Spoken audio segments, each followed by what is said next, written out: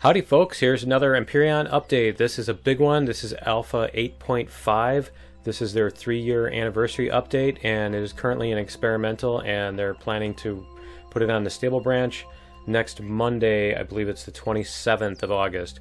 So yeah, check this out. We've got a lot of new features, a ton of new things, and so we're going to start out with one of the things that I'm really excited about is they now added plastic blocks. So if you look here at the hit points and the mass, they're basically really light and they're just for decoration. And so you can paint these just like the other regular blocks, but you can add shapes to your stuff without ruining the your mass.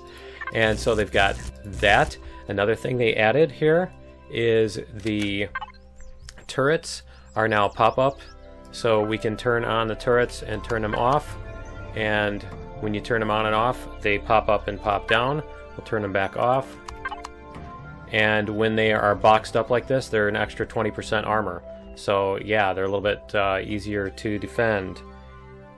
Also with the turrets, they've updated the configuration here so that you can pick your targets more easily. You can specifically pick alien NPCs and drones, and etc, etc.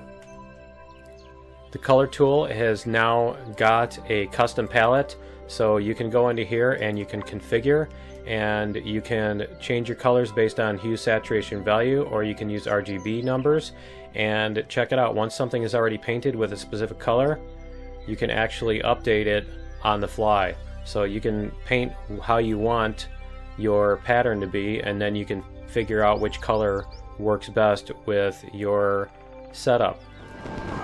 Another thing they added is, as you see here, the enemies will show you how much hit points they have. It'll show you a name and how many hit points they have. Another convenience feature is being able to double click on the items in the tech tree to unlock them, so you don't have to go all the way across and back. Another convenience feature is being able to hit Shift F to loot all, like that. Wings can now be built with the classic style or also with modular pieces. So as you see here, there are several different shapes: trapezoid, straight, delta, rhomboid, wide, and there are angled pieces too. And then they have pylons and connectors. So these are what the connectors look like. And there's two of the connectors, and there's also the pylons here. So you can hook on your weapons and make them actually connected. And so all of these parts nicely fit against each other.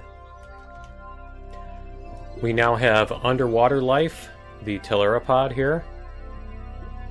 Another new creature is the pangolin, and they've also updated some of the models and AI for creatures. Here is the new arachnid. This was the old scorpion looking thing. And here's the Adiog.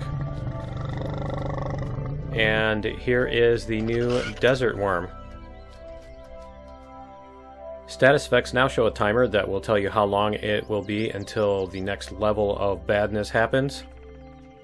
Some new positive buffs exist, including well fed, which means that when your food is high enough, you will actually slowly regenerate health. Some status effects now even have their own particles. So yeah, the fire speaks for itself. A new block has been added, the deconstructor, and what this does is it, just like it sounds, it takes stuff apart. So when you put in blocks, it outputs the components that you use to make it. Now this does have a return factor of 80%, although you can configure that if you want to be 100% in your config file. Lights can now be set to blink, and there are a couple settings for that. So we have the blink frequency, which is how often they turn on and off, the percentage of how much of that is on versus how much is off, and we also have a delay amount. So as you see here, we set this to 0, 20, 40, and 60%.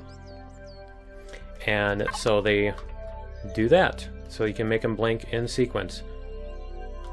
Another thing we can tweak on the lights is the spotlight setting. So we can now make them whatever color and also spotlights, so we can change how much of an angle. As you see here, it's only a small angle there, and you can make the angle wider. So if we increase the range here, should see, there we go, and we can adjust how big of an angle it is. We also have some new heavy window block shapes. So there is this shape here, which allows us to do this, and then this shape here allows us to do this, and these two shapes here allow us to do this. A special events container has been added, and inside you will find things for special events. This time we have the Epic Heavy Armor, which is truly epic. Check it out. It's got 2,000 oxygen storage, it's got 1,000 armor, and it also has huge heat protection and radiation protection. And then also, if you look at the food and stamina and the speed and all that stuff, it's not like the other heavy armor that really slows you down and uses up all your food and everything. And the other thing they added was an epic drill, which is considerably faster than the tier 2 drill. It's about like mine is in my custom config, for those of you who are familiar with my series. A new piece of equipment for the hovercrafts is the hover thruster. This is a combination of RCS and thruster and hover engine all in one block. And so this is for making a quick little startup hover vessel, so they're not very powerful. They're kind of wimpy compared to the regular stuff. The hover boosters for the hovercrafts now are stackable, so you can actually put more than one on and it's effective. So as you see here, we have 6, and so when you boost, it's a lot more effective. But it also takes longer to recharge. A new moon type, Nascent Moon, has been added, and there is new stamps for that one too, and it looks really beautiful. You'll have to generate a new game in order to generate that.